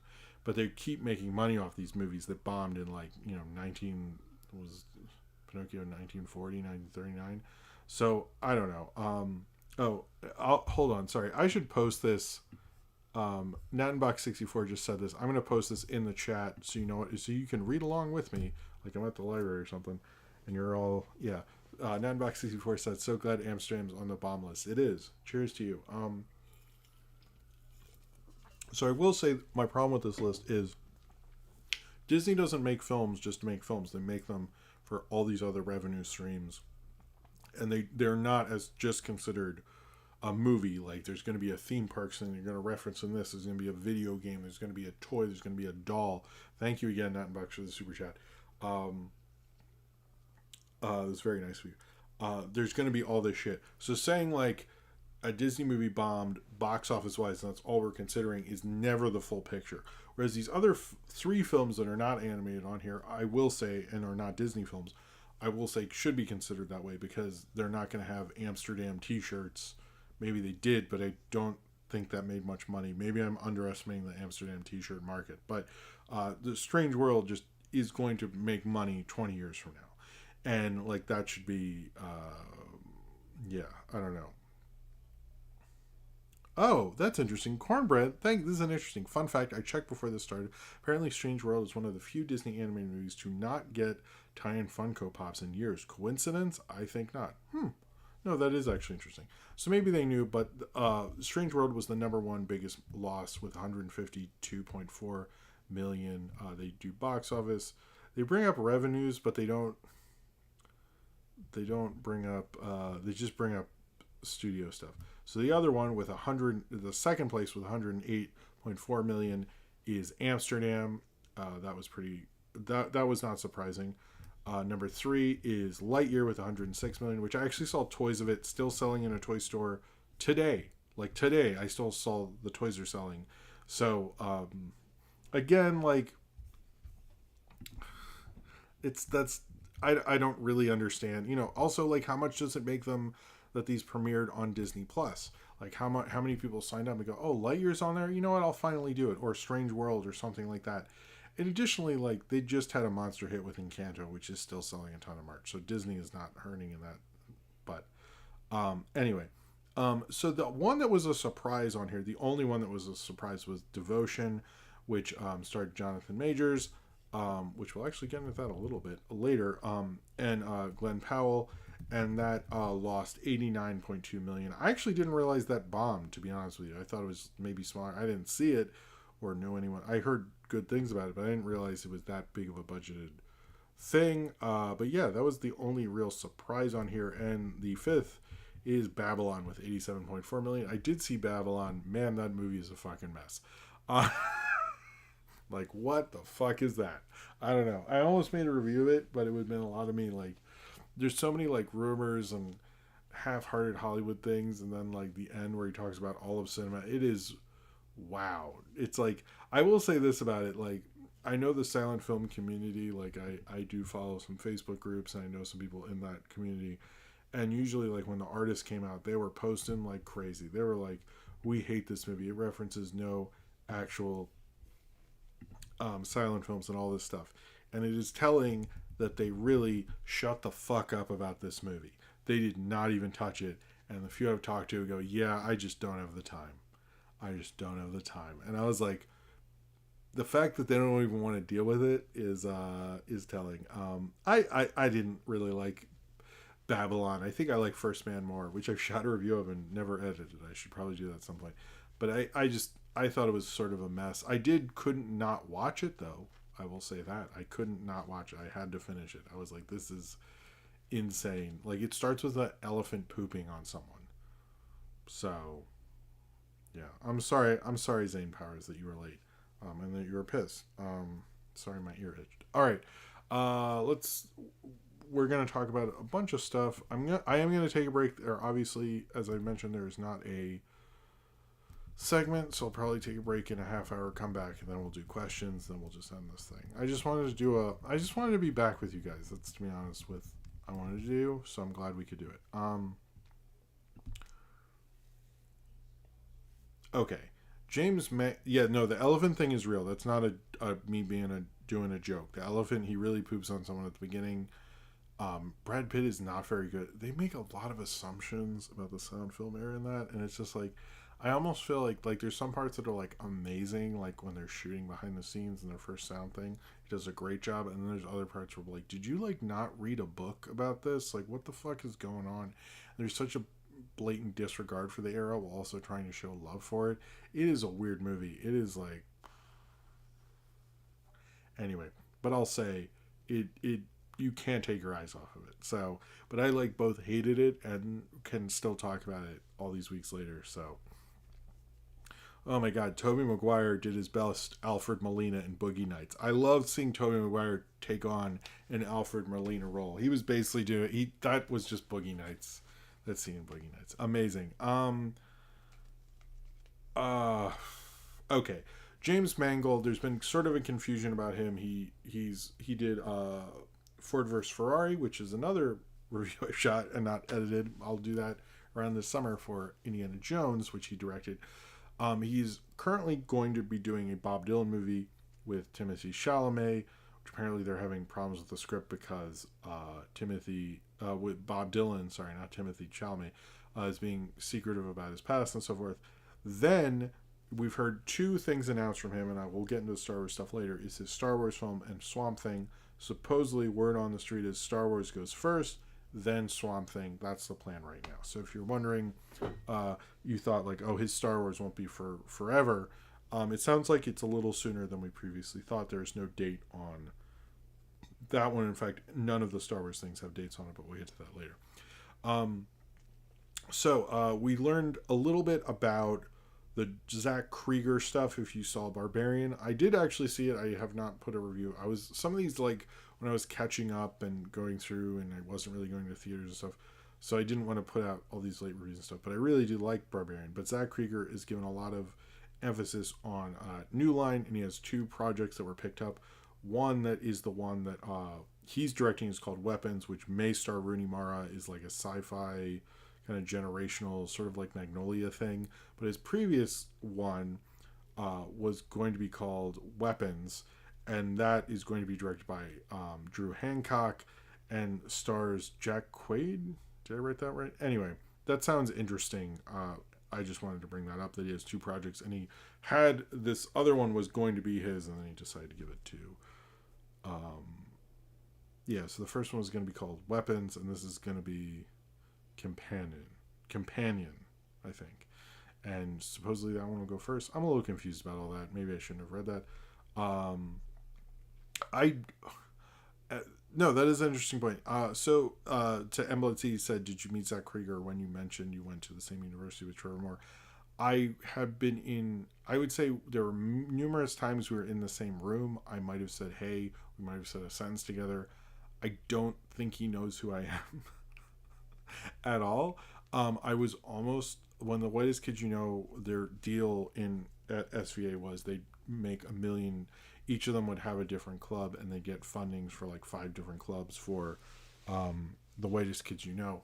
And for a while, they would do this thing where they would have a show and they'd play stuff, play like skits they filmed, because the internet wasn't really that in the early 2000s, there was no YouTube or anything, and then they do skits on stage at the SVA amphitheater and stuff. Um, and They were really big my freshman year, and the sophomore year they only did a couple, and I was trying to get in it, and it didn't work out. And they were talk of bringing Cleese the Fetus on board, but that didn't work out. So like there were a lot of times he would just sort of look at me. I more dealt with, like Trevor I talked to a few times, and John Cavell, who wasn't in The Whitest Kids You Know when they made it to TV, because there's a lot of members who were there at university level weren't. But so anyway, we ancillarily were sort of involved together, but nothing really came of it, and I don't think he and the Cleese the Fetus stuff I think was like, yeah, maybe we could do that, and I'd bring it up and go, yeah, but I don't think they might have just been placating me to like have me be in one of their clubs. It might have been a thing like they didn't even bring up to the group, which I kind of think is what honestly happened. They were called Whitest Kids You Know, but basically what they do is they'd have these like joke clubs to like get money from and stuff. They've talked about it publicly. I think people anyway, I think Zodberg, you came after Whitest Kids You Know I'd graduated and stuff, but I was not. We never really worked on anything together. One of them, John Cavell, who I think worked somewhere else, ended up not. Him and I tried to, but I was not directly involved with any of them, basically. But there was like things in discussion. Is my boring Whitest Kids You Know story. Anyway, sorry. Okay, so I keep hearing this, and I'm not really the Jonathan Majors controversy. There's a lot of talk of what is Marvel going to do. I don't think they even really are going to. It's even going to come up until Loki comes out season 2.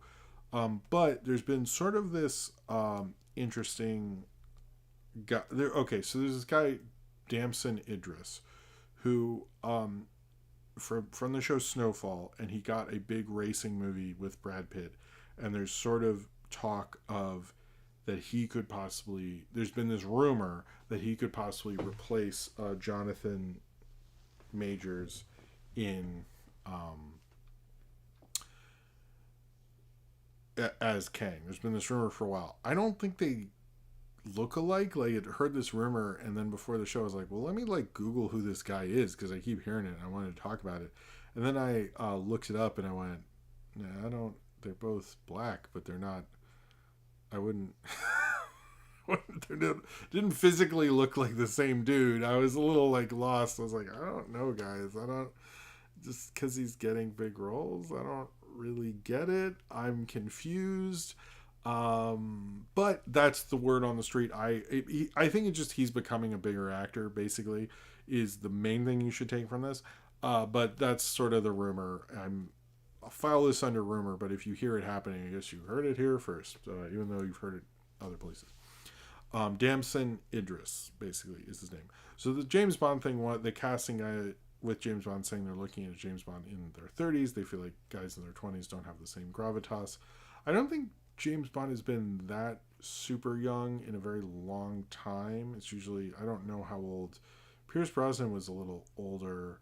Daniel Craig, I forget how old he was, but it's not like a super young man's thing. I'm very confused what they're going to do with James Bond. I really think they should just do I think they should do a guy of Indian descent, but I really think it should be like a John Wick or something like that at this point. That's what I think. Hello, TuneJ723. Moving on. So if you hadn't heard, get Matt Berry to do James Bond. Yeah, probably. Man, talking about the Whitest Kids You Know thing, it makes me think that, it's, I'll just say this before I move on to the MGM thing. It's going to be Cleese the Fetus's 20th anniversary next month, and I've considered making a video where I go through the history of Cleese the Fetus, and knowing that people didn't hate when I talked about that, I'm sort of considering making a video of that this year, just going through the whole history of it. Even though it'd be a major project, it'd probably be after the next Film Rod video comes out, but maybe I'll do that. I don't know. Let me know in the comments, in the chat, what you would actually think of that. I don't actually have a thing for Bond. I think one of the guys from RRR would actually be the best choice. But anyway, moving on. So MGM was bought by Amazon. Amazon is looking. Cletus did start in 2003. MGM is looking at what to do with their properties. So the properties they're looking at, some are just TV, some are TV and film, things of that nature. Legally Blonde and RoboCop seem to be the big ones. There is this script of Legally Blonde from Mindy Kaling, co-wrote it, that they keep saying, okay, people seem to be into this. I will do this Cletus thing. I'm going to do a post on the 20th anniversary, which I believe is May 3rd. And I'll go into it more later. I just realized I wanted to do it for the anniversary, but I wanted to spend time on it and not do it. Anyway, so Legally Blonde, there has been a script for Legally Blonde for a long time, Legally Blonde 3. They keep saying it's going to come out. They've put out release dates. It's never worked out. So we'll see what happens with that. They keep talking about a RoboCop thing. This is just like things they want to pursue. No, other than the Mindy Kaling script for Legally Blonde 3, and they're also considering a TV show thing, there's no real, like the Harry Potter thing. It's like if I said, I'm going to make tacos tomorrow, and you're like, oh man, Jim's going to make tacos. And then it's like tomorrow, I'm like, I'm actually going to make hot dogs. So yeah, it's kind of like that. But the ones they're considering is Poltergeist, RoboCop, Stargate for TV and movies, as well as Legally Blonde, Pink Panther as well. Thomas Crown Affair is just movies. Barbershop is another MGM thing they're considering for TV. Magnificent Seven, more TV, and that has TV legacy. And the... All right, I'll let Toulouse out. Let me let Toulouse out, and then we'll continue. And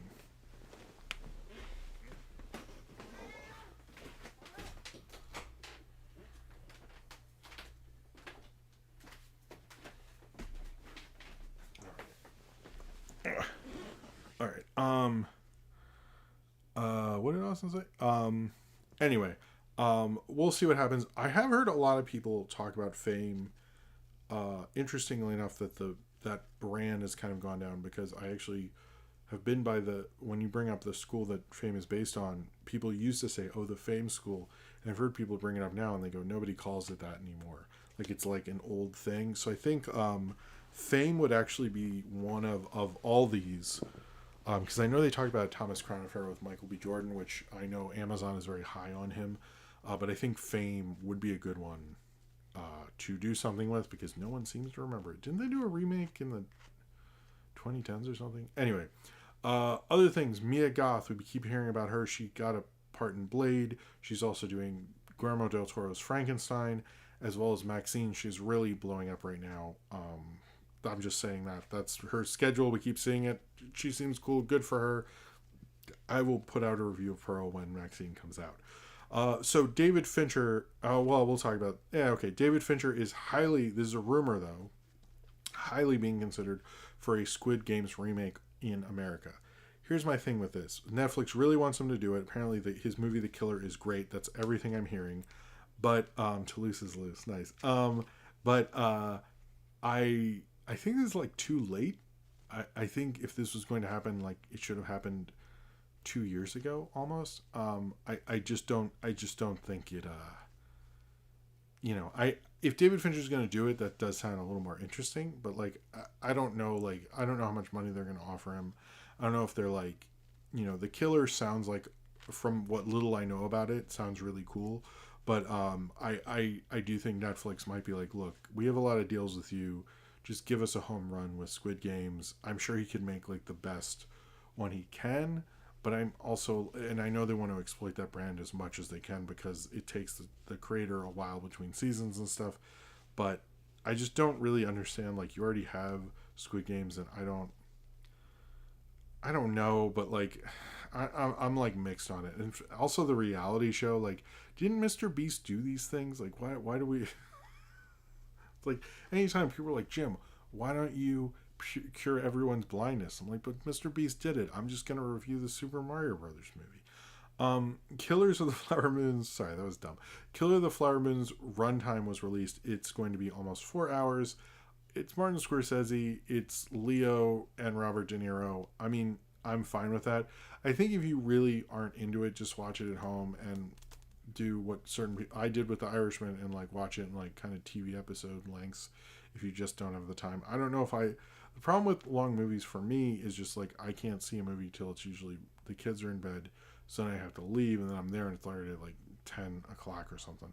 So like to me, I don't know if I will get to see this, but and I think like it. I think I did the math and only play like 3 times in a single screen theater in a day. So you think like a multiplex is going to give several movies to Hello Sierra Mist to several screens to this movie? Like I don't. That's the one thing I'm like, whoa, dude. Whoa, I don't. I think this would play. This kind of length plays better on streaming than in theaters, unless you have the time, which no one does anymore. We keep seeing that Futurama is returning this summer on Hulu. No actually date, but we get the season, I guess. And where are we? Okay, let's do live action Disney remake nonsense. I guess you heard there's going to be. Hello again. Let me drink some water. We still have some Zao, I think it's called. Zao.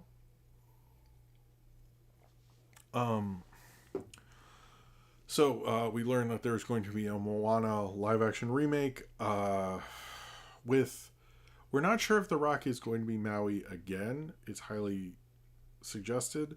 I'm a little confused about this one because it's so soon, as well as like people are insinuating that that this was the plan all along, and that's why they kind of cast big movie stars in their stuff now. I don't know if that's true, but that's an interesting theory. I just think it's a bad idea, but I also get Moana still makes literally Disney Plus's most watched movies of the year, like almost every year. Like it is more popular than Frozen. It is a real legacy brand, so I get it, but I do not understand why you wouldn't just make a Moana 2.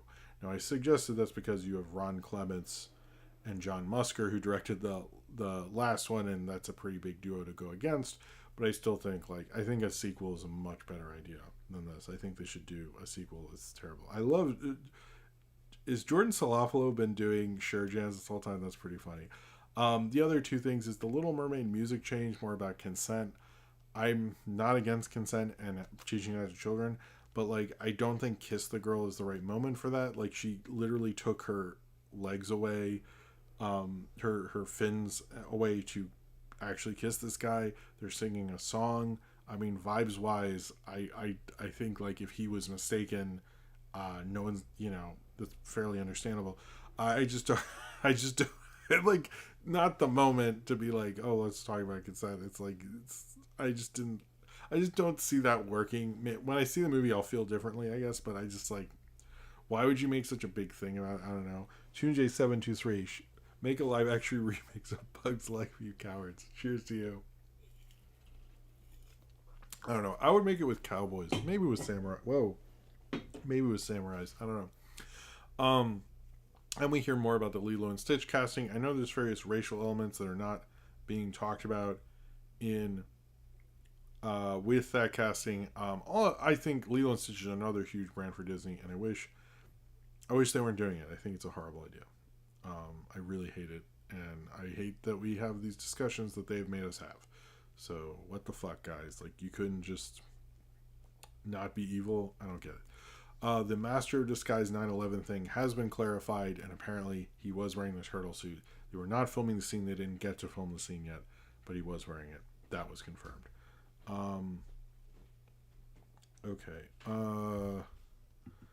I think I really just want to get into questions because it's getting sort of late, but I'll just talk about Star Wars Celebration.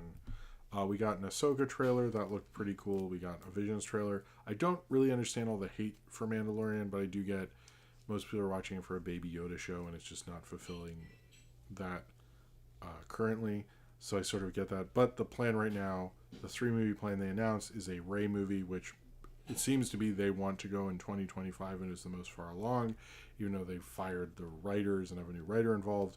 The Mando movie, which would be Dave Filoni's first directorial theatrical debut, which seems to be more insinuated to go in 2026. I forget when Avatar 3 is coming out with that, but it seems to be they have a lot of pressure on Lucasfilm to make another Star Wars by 2025, or have it one released on 2025. Avatar 3 is next year. So anyway, and then after that, James Mangold's kind of biblical epic sort of thing about the first Jedi. That sounds interesting. Okay, I'm gonna use the bathroom and then we'll do questions and we'll end this.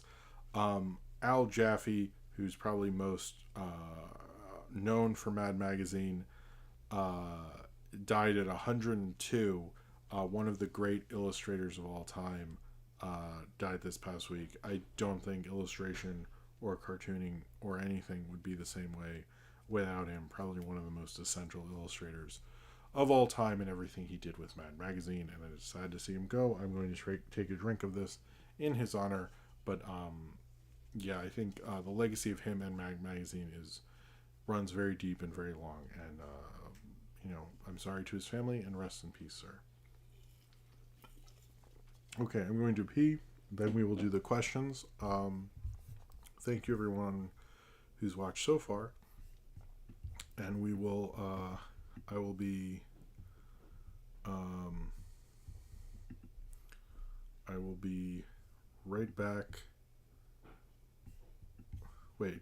Oh, sorry. Sinram said Avatar movies come out even number years, except for the first one. So that was 2009. But you're right about the sequels. But cheers to you, Sinram. Thank you for the super chat. I will be right back. I'm just going to pee. And then we'll do questions for just a little bit. And then it'll be over. And yeah. All right, cool.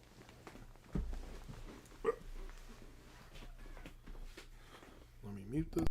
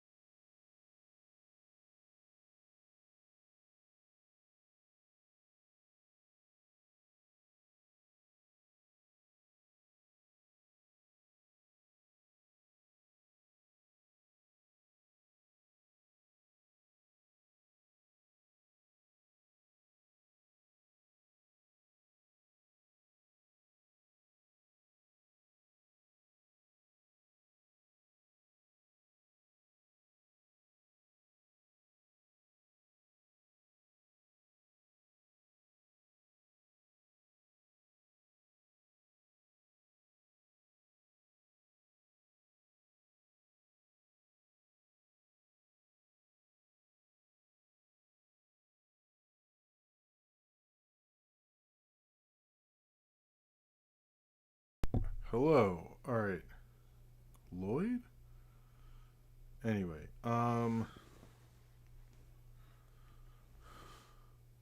okay. I guess we are back. Am I back? It sounds like okay. Um, man, it is hot. It's hard to. It's gonna be an interesting summer. I have to figure out how to cool myself down. Also, cut my hair. I think is the other thing. Okay. All right. Let's do the Patreon questions.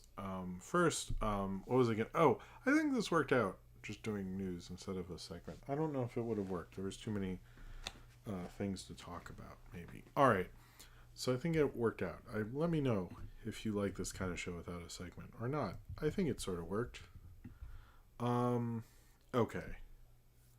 I guess Lucas Anderson's the first question. After I read these, the Thanophogia asks, "What's an energy drink you wish they brought back?" I guess the answer really is Sparks. I'm just gonna drink this because I think that was um,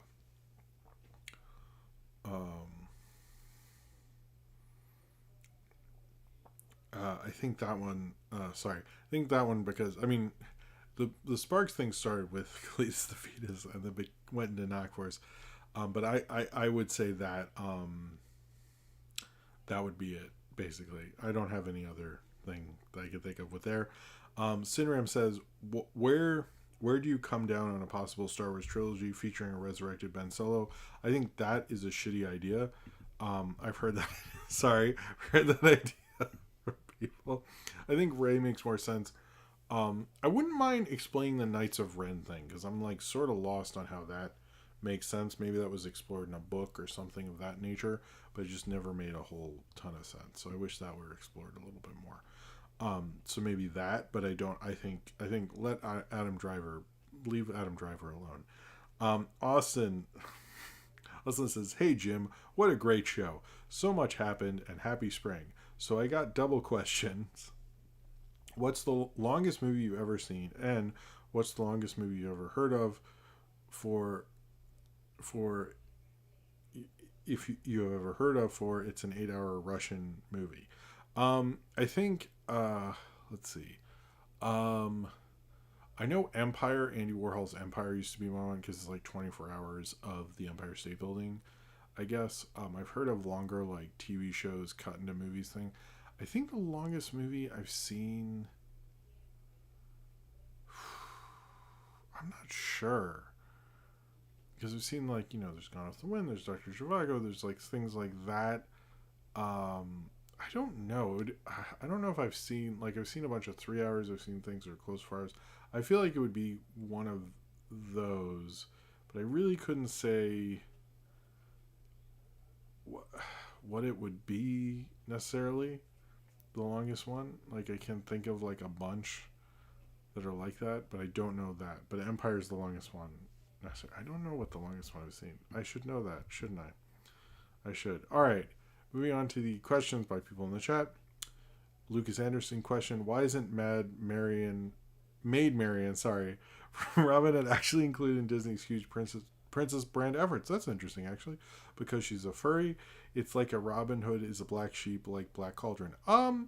Robin Hood does not get brought up enough. I know parents have a weird thing about it because like, oh, Robin Hood shouldn't be a fox and stuff.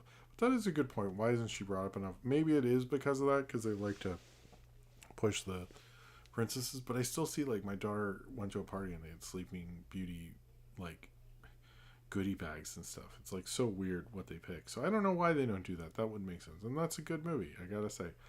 Sodberg, how old is Christopher Lloyd? Didn't I see someone say he's in his 80s? I hope Christopher Lloyd's okay. I like that guy. Yeah. Zane Powers, did John Landis' career end with Twilight Zone, the movie, or not? Or no, I can't get a straight answer. He did Coming to America after Twilight Zone, the movie. And Coming to America is kind of a classic. He did do other stuff after that. I think it hurt his career. Eddie Murphy basically had to vouch for him, and he sort of acted like John Landis, not Eddie Murphy, acted like a fucking asshole from everything I've read about it. I think it definitely like hindered what he could have been or believed he could have been. He didn't like go to jail. He could have gone to jail, but I think it like put this dark cloud over him. But it was his decision making that, in my mind, led to it. But I don't. I kind of go with it was mostly an accident. So, but I do think he did. It did hamper his career, but some people would stand up for him, particularly Eddie Murphy. But it did seem to like he couldn't become what people thought he would from that time. TuneJ723, what franchise should get a Lego game next? I don't know which ones have them, but I would say Mad Max. Cornbread, did you used to always okay? Who did you always pick in Mario Kart? Also, who's a Mario character you want them to add in the future? You can pick any. I'll just say if they're already in the Discord later. Okay. Probably Luigi or Toad from Mario Kart. I do think Wario should be in there. I used to really love WarioWare a lot, so I would actually say Wario. Definitely. Yeah, I would say Wario in that one. Question: have you said? Oh, sorry. Austin says, question: have you seen French Dispatch? What do you think? I thought good, not as good as Grand Budapest or Fantastic Mr. Fox or Isle of Dogs, which I thought was alright. I didn't love it, but then like I think we shut it off after like the Timothy Chalamet black and white thing, and we never turned it back on. And I don't know. Part of me thinks I need to go back to that. It just didn't. I think something happened, and then we ended up not finishing it. And yeah. Have you been Luigi? I guess the tail flame. I'm not sure what that means. Measure Maxao, what do you think of the J-horror Japanese horror wave of films that were popular in the late 90s, early 2000s? I haven't seen a ton of them, but I like that kind of vibe at the time of the few I did see. I saw the Japanese Grudge, which I liked, but like way back when the remake came out. Zane Powers, follow up question: Do we need to go back? Sorry, do we need to go back when film shooting had fatalities because movies today aren't as real anymore and not as good? I don't think we should go back to fatalities, um, but I think sometimes we just need to be a little more real and auteur driven sometimes, or just like a little more on the fly, not as worked out before. That does get a little boring, to be honest. Or, messy. I think film needs to get, especially mainstream film, needs to get a little messier. Embla T, what will come out of the Morbius and Vulture team up? An amazing Morbius 2, which I'm sure will start production any day now. Question: Will there be a Cleese Fetus reunion special? No, that will probably never happen. The closest to a Cleese the Fetus comeback was in the what was that? The Channel Awesome Kick Ass Year review. That was like the. I don't think I'll ever bring him back, to be honest with you. Which when I make the video, I will get into all that, but I don't think I would bring him back, and I would also want to get the original voice cast, and I don't think I'm getting them back either. And that's less of a Ian thing and more of a everyone else thing. Okay, Zane Powers, would you believe that the Avengers Spies movie turned me off to spy movies as a whole for a while because I thought all movies were like that? I would, because that movie sucks. I would believe that. Cornbread, would Strange World have done better theatrically, and would the Funko Pop landfill not happen if they kept up their streak? Probably. This is a joke question, I know. Zane Powers, did Reefer Madness scare you straight? If not, any other anti something PSAs now as straight up wrong? A lot of the ones they played in schools, but I couldn't tell you the names of them. So, Nathaniel Fogo, what would happen if you were in a poker game with Creech, Alf, and Katana Wolfman? I would lose because I barely understand poker. I just shuffle these cards. I actually was at a poker night, and all I did was shuffle the cards and look pretty, I guess. But it was like, because they're like, oh, you're really good at that. Do you want to just hang out? And I just hung out and made conversation. And a couple of times, like, stop talking. We're like playing poker. I was like, oh, sorry. I didn't make any money. I just hung out, or I'd hang out with, with the guys' girlfriends and stuff. It was it was a weird night. I think I got drunk. I forget. I could still shuffle when I'm drunk though, so worked out, I guess. Only once. Cornbread, as a quote in unquote boomer not gamer, how do you feel about live action Jason Momoa Minecraft next year? I haven't heard much if this is actually happening. I think it's fine. I mean, obviously the brands are going forward and Minecraft's a huge brand and stuff. But I would need to know like what this is going to be, because I don't think, does Minecraft have a plot like Mario? I don't really understand that element to it. So I need to know more than just Minecraft and Momoa. That seems like fucking Mad Libs wordplay or something. Zane Powers, are Tuesdays Taco Tuesdays at your house? Not, we've done it before, but not always. By the way, Lucas Anderson says, by the way, I'm Mindsnot. Just a new account. I'm unable to make super chats until I figure that out. So my real name for now on. Oh, well, I hope one day you can. And thank you for at least saying you couldn't. That's very nice of you. Question: is it funny Cletus Feast reunion happening the same year a Man on Fire reunion and Equalizer 3? I didn't think of that. Wow. Good one. That's a deep cut. Check out Man on Fire Cletus Feast. Literally pretty funny, I will say. Why did you waste your money going to see movies when you could be giving that money to charities? I don't know. Cornbread. Wow, Zane Power is really hitting him out of the park tonight. I had an argument at work this past week. Do you most associate the title count with vampires? My coworker said Dracula is old and nobody talks about it anymore. Do you associate the title? I would say I associate it with Count. I mean, there's the Count in Sesame Street. He's not as popular, but my son loves the Count. which stinks. We have a Count book right up there, and I'm glad I found it. He loves the Count. You know what? Fuck that guy.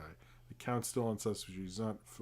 It's bad attitudes like that are taking the Count away from my son. Blues Brothers 2000 killed his career. Probably. That's probably more accurate, to be honest.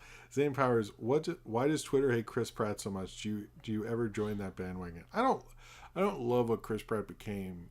I think I like him as Star-Lord. I think he's actually really good as Star-Lord. I like him in the Lego movie, but like the rest of his career, it's like I don't even like get. He just feels like anonymous action guy. He doesn't feel like Star-Lord is fun. Him on Andy Dwyer in Parks and Rec is fun. Like I like that guy. Or even in Everwood. I go back that deep with this guy. But like I don't like him in like Jurassic World or Magnificent Seven or any of that stuff. Like it just to me it's like he is one of the few Marvel people who really became a movie star, and I'm like, why though? It's like I don't think anyway. That's my thing. I still like him as Star-Lord. I'm excited to see him be Star-Lord again. But like everything else I just don't really get the appeal. What killed Max Landis' career? I also think Max Landis kind of just like was not as good as people wanted to believe he was. That's what I think. I think some people were canceled. I think most people were canceled for good reasons, but I think some people were also canceled because people were fucking sick of him and saw an out and took it. Zane Powers, will you be upset if Andy Dick doesn't return as Mr. Seaman? I don't know if they'd bring him back. I don't know. Do you still have New Super Mario Brothers Wii Optimus rim job? And hello, by the way. No, I do not. Unfortunately, he's referring to a video that was in the throwback thing that I did of when I picked up that game, and Charles Martinet leaves you an answering machine message from GameStop. Zane Powers, can you answer the next question in a Ronald Reagan voice? I can't do that. I'm sorry. I've never done it before. It's not going to work. Film picks. Oh, this is about that. Okay, maybe I'll check it out and review it around the time of the new one. What did you think of the Mario movie's depiction of 80s Brooklyn from Lucas Anderson? That part was decent. I felt before they went to Fantasyland, the pacing went supersonic fast. I was confused when I was talking about other people who live in Brooklyn. Where in Brooklyn was that? Like, everyone was like, this place or that place? Like, I think it was just anonymously Brooklyn. I wish they had, like, picked an area. Like, Scream 6 at least picked a specific area of Manhattan. I wish they'd, like, tried a little. I don't know. Zane Powers' favorite lame comic book villain who's treated as nothing but a joke these days. Condiment King, I guess. Question is Cletus more relevant now politically? Probably, if that cartoon had anything to do with abortion, which it really didn't. Thoughts on Steve Harvey? I don't really get how he became. How did he go from the? Anyway, Catbot 158. Do you ever order food at a movie theater that serves a full menu? Yes, we did that at Mario. Me and Sophie did. We have the Nighthawk and Alamo here, so we've done it. I have done that. It's interesting. Get there early if you're going to do that. Question: is the MCU jokey make it parody proof from the Zucker brothers and the Fridge and Side Perks? I think it's more so that nobody sees those movies anymore. Do you sense any similar parallels to the new Mario movie in the 93 film from Nathaniel Fogel? They both go through a portal through the sewers and stuff. I saw some parallels, but the other one's more the Blade Runner thing and all that. Momo Craft, that's funny. Cornbread, who would win in a fight? The Atari ET landfill or the Funko Pop landfill? The loser is obviously the planet. Well, didn't someone go into that ET landfill or something? I think so. Question, what do all the numbers mean? Man, I don't fucking know. I wish. Which Mario had the cooler shoes? The new one or the 93 one? You know what? I'm going to go with the new one. Actually, no. The 93 one. I like those boots. Question, is Showgirls one of the worst one of the worst filmed ever? No. The first experience in Dave & Buster's, I've been there like once, and it was fine. Alright, I think that's everything. We started early, so we're going to end early. I want to thank everyone for being here. I kind of like this. Does anyone like this just doing the news version, by the way? Do I think David S. Goyer was a good writer? Didn't he do the Nolan movies? People seem to like that. Is Ghibli the only reason to get Max? I mean, it is one of them. Uh, but yeah, if people like this one where I just did news and there's no segments, I don't know. Let me know your opinion on that in the comments of this video or in the chat or whatever. I guess that's it for this one. Thank you guys for being here. Thank you for your support. Thank you, and anyone who gave a super chat. I hope you were down for this one. Oh, I love it. Oh, everyone seemed to like it. So maybe sometimes it's easier because I'm working on so many different things in life that some of the review segments I don't know. But I would like to do it. I think the next stream will be sooner rather than later, but I don't want to promise anything because yeah. But cheers to everybody. The shorts are not over. Uh, um, oh, Cinderam says you have over 14,000 subscribers. Jesus, thanks for another great show. Also, I hit 14,400 just this morning, so that's kind of cool. Don't forget the Hornier Brothers review. Maybe. Anyway, where's the thing? I will do segments again. I just didn't. I couldn't come up with one I really wanted to do, and anyway, it wasn't going to work with next week and all that stuff. So it's just an option. We can do one or the other. Anyway, thank you all very much for being here. Thank you for all your support. Thank you for watching all the various things. You guys have been great. I have a great audience. I'm very happy with all of you. If you came here from a sticker or a flyer, and you're newer here, thank you for being here. Thank you, everybody. This is wonderful to be back again. I hope to be back again sooner rather than later. Thank you to The Rock for making your energy drink, and thank you to the cats for mostly for being my cats. Anyway, peace out. Have a good night, and subscribe.